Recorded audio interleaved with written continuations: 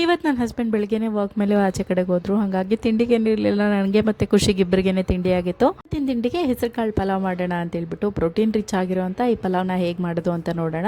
ಮೊದಲು ಒಂದು ಕುಕ್ಕರ್ನ ಬಿಸಿಗಿಟ್ಕೊಂಡು ಅದಕ್ಕೆ ಸ್ವಲ್ಪ ಎಣ್ಣೆನ ಸೇರಿಸಿ, ಬಿಸಿ ಆದಮೇಲೆ ಸಾಸಿವೆ, ಜೀರಿಗೆ, ಏಲಕ್ಕಿ, ಲವಂಗ, ಚಕ್ಕೆ, ಚಕ್ರ ಮೊಗ್ಗನ್ನ ಸೇರಿಸಿ ಫ್ರೈ ಮಾಡಿಕೊಂಡು, ನಂತರ ಕರಿಬೇವು, ಕಟ್ ಮಾಡಿ ಇಟ್ಕೊಂಡಿರೋಂಥ ತರಕಾರಿ, ಶುಂಠಿ, ಬೆಳ್ಳುಳ್ಳಿ ಹಾಕಿ ಚೆನ್ನಾಗಿ ಫ್ರೈ ಮಾಡ್ಕೊಳ್ಬೇಕು. 1 ಗ್ಲಾಸ್ ಅಕ್ಕಿಗೆ 1-2 ಗ್ಲಾಸ್ ಅಷ್ಟು ಹೆಸರುಕಾಳನ್ನ ತೊಗೊಳ್ತಾ ಇದ್ದೀನಿ. ಇದೀಗ ಚೆನ್ನಾಗಿ ತರಕಾರಿ ಫ್ರೈ ಆದಮೇಲೆ ಸ್ವಲ್ಪ ಅಚ್ಕಾರದ ಪುಡಿ, ಗರಂ ಮಸಾಲ, ನಂತರ ಅಕ್ಕಿ ಮತ್ತು ಹೆಸರುಕಾಳು, ರುಚಿಗೆ ತಕ್ಕಷ್ಟು ಉಪ್ಪು, ನೀರನ್ನು ಹಾಕಿ ಚೆನ್ನಾಗಿ 1-2 ವಿಷಲ್ ಕೂಗಿಸ್ಕೊಂಡ್ಬಿಟ್ರೆ ಪಲಾವ್ ರೆಡಿ ಆಗುತ್ತೆ.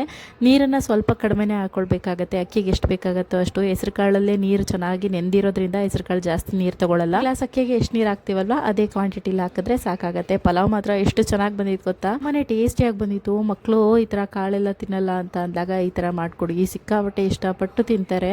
ತಿನ್ಬೇಕಾದ್ರೆ ಸ್ವಲ್ಪ ಖುಷಿನ ಕಾಡಿಸಿದ್ದಾಯ್ತು. ಇನ್ನು ಖುಷಿ ಮತ್ತು ನಾನು ಇಬ್ಬರು ಕುತ್ಕೊಂಡು ತಿಂಡಿ ತಿಂದ್ವಿ. ಪಾಪು ಎದ್ದ, ಪಾಪುನ ಆಟ ಆಡಿಸ್ತಾ ಕೂತ್ಕೊಂಡ್ವಿ. ಇನ್ನು ಇದ್ರ ಕಂಪ್ಲೀಟ್ ವ್ಲಾಗ್ ನನ್ನ ಯೂಟ್ಯೂಬ್ ಚಾನಲಲ್ಲಿ ಅಪ್ಲೋಡ್ ಆಗಿದೆ. ಸಮಯ ಆಯಿತು ಅಂತ ಹೇಳಿದ್ರೆ ಒಂದ್ಸಲ ಚೆಕ್ ಮಾಡಿ ನೋಡಿ.